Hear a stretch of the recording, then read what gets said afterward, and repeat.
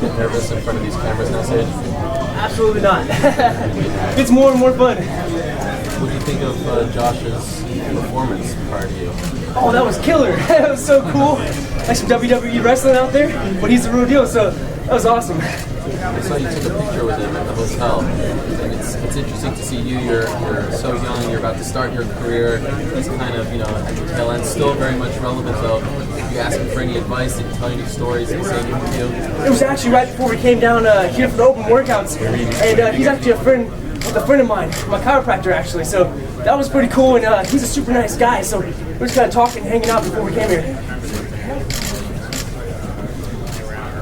Was it difficult from going a year ago to you just had a Facebook page and you lived your life to 1 year later now some guy named Chuck who you've never met? Like, fuck that guy. Is it difficult dealing with the good publicity, the bad publicity, all the people in general? I don't think it's difficult. I actually think it's kind of funny too. So a lot of times anything that someone tries to say negative is actually kind of funny, and I really don't listen to any of the negative stuff. So anything that's positive, that's kind of the stuff I'm listening to, and that's kind of like what brings you up. So there's always positive side, there's always negative side, but you can choose which one to listen to. Is it harder to stay focused now compared to then when you have more obligations? It might be a little bit harder to focus. Not really much in the aspect of focusing. I'm always focused, but hard to fit it all in. So sure, you have more people that are trying to talk to you, more fans and stuff that you can try to communicate with on Instagram, Twitter, Facebook, stuff like that. And it's hard to reach out and talk to all of your friends, people like that. So that's a little bit more difficult. Are you the kind of guy who reads the comments on Twitter and Instagram and things like that? You respond to a lot of people? I definitely try to respond to people and as much people as I possibly can. Now the negative stuff, I never try to read that. A lot of it, if I happen to see one or so, I'm kind of like, that's kind of funny. But other than that, I always try to reach out there and talk to as many people as I can and get to communicate with them. Has there been any comment that got to you and you're like, oh, that was actually really mean? No, really. I try not to think of that, so I can't really name any, but I'm sure there's some out there. Have you received any strange requests from any fans? Did anyone throw anything your way? No, not too much. Someone asked me for my underwear. No, not too much. It's actually a lot of fun, and everybody seems to be like everybody that I seem to see and that are coming. They all seem to be pretty nice, real friendly. How much do you weigh right now? So actually, I was gonna fight lightweight 155 just a few days ago. I had pretty much dieted down all my weight and was ready to make weight. So now I'm fighting welterweight. Come to find out just a few days ago. So now I'm eating my way back up, getting my weight back, and I haven't weighed recently. I haven't weighed in the past day or so. So I'm not sure how much I weigh exactly, but I know I've definitely got to be a lot stronger, a lot bigger. Is it possible you might weigh under 170? Oh, that would have been a possibility, I guess, if the weigh-ins were yesterday. But now I'm probably going to weigh way above there. I should be strong. And then any future fights at welterweight, let's say, if I have another fight at welterweight after this, I know I'll get to put on more muscle than I ever had before. I'll get to be stronger, faster, quicker, and be the best fighter that I've been so far. Is there any hesitation to taking the welterweight fight on light heavy? No, sir, no hesitation. I know I had pretty much cut down all the weight and cut back the amount of food that I was eating to make weight at 155. But it's a last minute thing. You have about a week to once I'm out, my opponent broke his leg. So you only have a certain number of people that are even able to fight, get their medicals done within a week, and get to be able to come over here to New Jersey to fight. If that makes sense. So fighting at welterweight, that's good for me. I feel great. I feel strong. Is your body difficult to adjust? Like you feel really fast once, and then a week later you feel really strong. Do you find a happy medium or just I think I'm going to feel faster and stronger. So a lot of people think that they're going to gain some weight and they'll be like kind of sluggish. But for me, I guess it's kind of optimum. So like me gaining the extra weight will make me faster, make me stronger, make me feel better, make my muscles more endurance. Does that make sense? So overall, I should feel better. And how do you put on the weight? Do you go to the Cheesecake Factory or do you start eating bread or what do you do?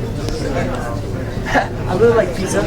No, I'm just kidding. But I do like pizza. But no, I always eat pretty healthy food. So real lean, like hamburger, chicken, whatever it might be, and put it on that way. The fluids too.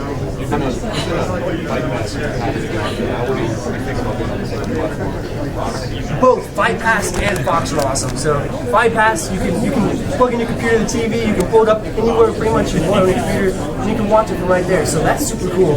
I have all my friends and family that tune in and watch it. But then Fox is awesome too, because so many people around the world tune in on Fox. So they're both awesome, both incredible, and it's just an honor to even be here fighting for the UFC so soon. How much did you know about Barbarina before you were offered him, and how much have you looked into him now? So really, I didn't know anything about my opponent, Barbarina, before I was offered him, and then that's who I got matched up with.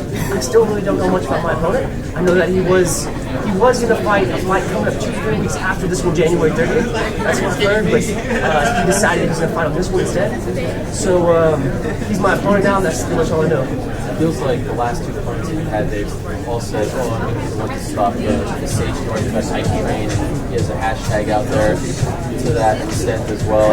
Is that something you have? I'm guessing it does, yeah? I didn't even know that. Oh, okay. That's Don't funny. look at it. I'm not going to look at it. That's funny though.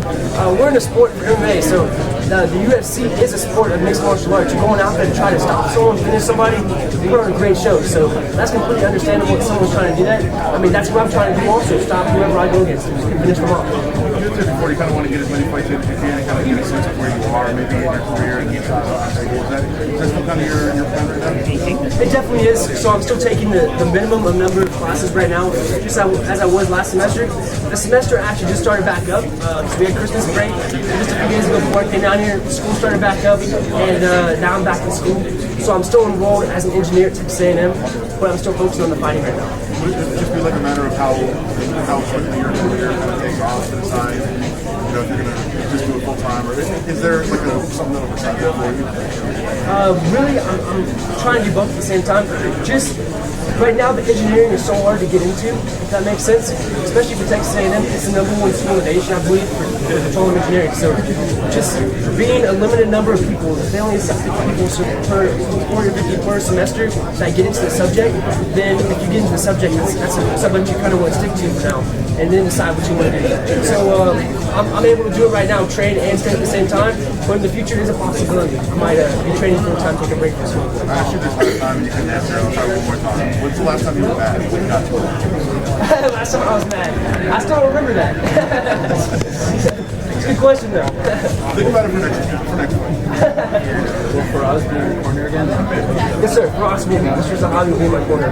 but you didn't train him much at all, right? No sir, I will be going back there, it looks like, after this fight. Train there for a little bit, also while I'm doing school back and forth. But yes sir, he's going to be inside my corner. You were just with Dana and Sarah, and they were filming around you. What did you guys do together? What's it like now being sort of the alum of the show and being back to the Oh, that was crazy. They're the 3 greatest guys I've pretty much ever met in my life. So I don't want to tell you what happened, but they went bull riding. That's all I can say. They went bull riding. I'm not going to tell you what happened, but it was insane. So if you can tune in and watch the show, you're going to freak out. And now there's a new Sage Northcutt. His name is Randy Brown. He's following in your footsteps. What advice would you give to him as he makes his debut after he shows up on the show? That's awesome. He's doing a great job. And I would say take one fight at a time. And you obviously don't want to jump right away. Obviously, you have to have the privilege to be able to work your way up. And I think working your way up one fight at a time, learning as a fighter, and getting the experience with the UFC, that's very important.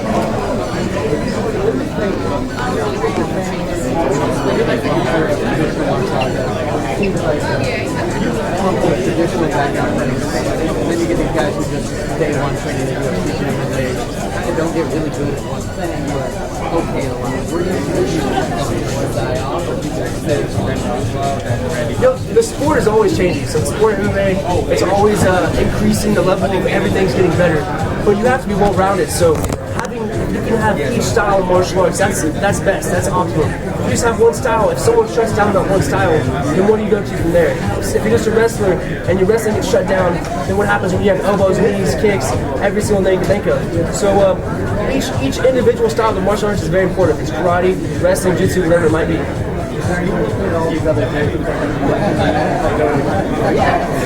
You're smart.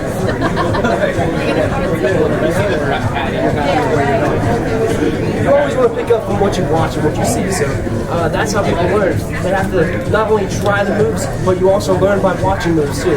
So obviously, if you see something, you pick up from that. But I'm happy with the people that I train with right now, and they're all great. Thanks.